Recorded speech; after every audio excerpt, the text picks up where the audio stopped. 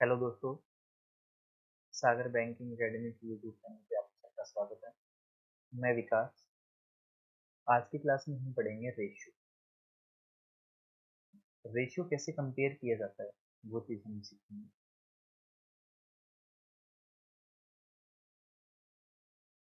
Ratio कैसे compare किया जाता है वो चीज़ हम सीखेंगे। जैसे मान लीजिए रेशियो होता क्या है, सबसे पहले हम ये सीखें। ए और बी दो लोग हैं, कोई मान लो। उसमें ए की उम्र 20 साल है और बी की उम्र 30 साल। ये हमें दे। तो इस दो में, 20 में और इस 30 में जो हाईएस्ट कॉमन फैक्टर है उसको अगर हम कट कर दें और जो नॉन कॉमन फैक्टर बचेंगे उसको हम रेशियो बोलते हैं। दो नंबर के या दो से ज्यादा नंबर के बीच का जो कंपैरिजन होता है उसमें से एचसीएफ अगर हम कॉमन कट कर देते हैं, हाईएस्ट कॉमन फैक्टर अगर कट कर देते हैं, तो जो नॉन कॉमन फैक्टर बचते हैं उसको रेशियो बोलते हैं। अब रेशियो का कंपैरिजन कैसे किया जाता है? जैसे मान लीजिए ए और बी दो नंबर हैं जिनका अनुपात हमारे पास 2:3, 2:3। और वही आगे मान लो दो कोई और नंबर हैं बी और सी, उनका अनुपात हमारे पास 4:5, 4:5। अब करना क्या है, इसको हमें एक सिंगल लाइन में कंपेयर करना है कि ए के साथ बी का क्या बनेगा और बी के साथ में सी का क्या बनेगा। अब ए का अनुपात बी के साथ में दे रखा है 2:3 और बी और सी का अनुपात हमें दे रखा है 4:5। जब हम इनका कंपैरिजन करेंगे तो कंपैरिजन में पहला स्टेप क्या है, 2 की मल्टीप्लाई हमें 4 के साथ करनी है, तो पहला अनुपात हुआ 8। दूसरा ये है कि 3 की मल्टीप्लाई 4 के साथ करनी है, इसलिए ये हुआ 12। तो तीसरा और आखिरी स्टेप क्या है, 3 की मल्टीप्लाई 5 के साथ करेंगे, 3 गुना में 5 कितना है। ये रेशियो कंपेयर करने का एक तरीका है।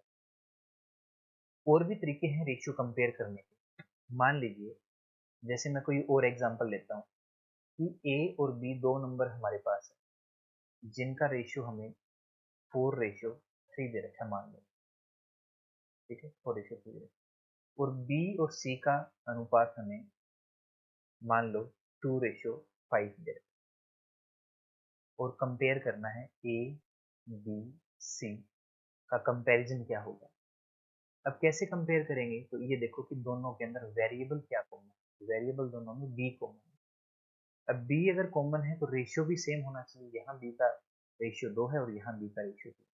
करना क्या है, जो बी का रेशियो यहाँ 2 है तो इस पूरे को 2 से मल्टीप्लाई करें। 2 से मल्टीप्लाई करेंगे, एक 8 बनेगा और एक 6 बनेगा। यहाँ बी का रेशियो देखेंगे 3 है, इस 3 से इन दोनों को मल्टीप्लाई कर देंगे। तो 3 से मल्टीप्लाई करेंगे, सॉरी ये 6 आएगा, 6 आएगा 16 नंबर। तो ये 3 से मल्टीप्लाई करेंगे तो ये 6 रेशियो में 15 बन गया। अब देखेंगे कि यहाँ भी बी का रेशियो 6 बन गया, यहाँ भी बी का रेशियो 6 बन गया। तो ए 8 है, बी 6 है और सी हमारे पास कितना है 15। तो आप रेशियो को इस तरीके से भी कंपेयर कर सकते हैं। मान लीजिए इस तरीके से अगर हमें कोई क्वेश्चन दे रखा है 2a इक्वल्स टू में 3b। अब कोई हमें पूछे भाई इसका रेशियो बताइए क्या होगा, तो बीच में रेशियो का जो साइन होता है उसका मतलब और इक्वल का मतलब दोनों अलग अलग होते हैं। आप इस सिचुएशन में ये नहीं कह सकते कि ए और बी का रेशियो 2:3। ये चीज गलत है, ये 2:3 है। अब बीच में अगर इक्वल का निशान है तो ए के इक्वल में कितना है 3, तो ए का रेशियो यहाँ 3 होगा। बी के सामने कितना है, बी के सामने आप कहेंगे कि 2 है, तो बी का रेशियो यहाँ 2 है। इस तरीके से कंपैरिजन होता है ए और बी का। एक एग्जांपल से और सीखते हैं। मान लीजिए हमें दे रखा है 2a equals to 3b equals to 4c। हमें ये चीज दे रखी है और पूछ रखा है ए बी सी का कंपैरिजन क्या होगा, ए बी सी का कंपैरिजन क्या होगा। तो अगर कोई कहता है कि रेशियो 2 3 4 है, इनका ए बी सी का रेशियो 2 3 4 है, तो ये चीज गलत है। 2 3 4 इनके बीच में जो साइन है वो इक्वल का है, और इनका रेशियो कैसे कैसे हम कंपेयर करें। तो जितने भी नंबर ये हैं, जैसे ए के आगे 2 है, बी के आगे 3 है और सी के आगे 4 है, तो इनका एलसीएम ले लो, 2 3 4 का एलसीएम हुआ 12 और उस 12 से अब सभी को डिवाइड कर दो।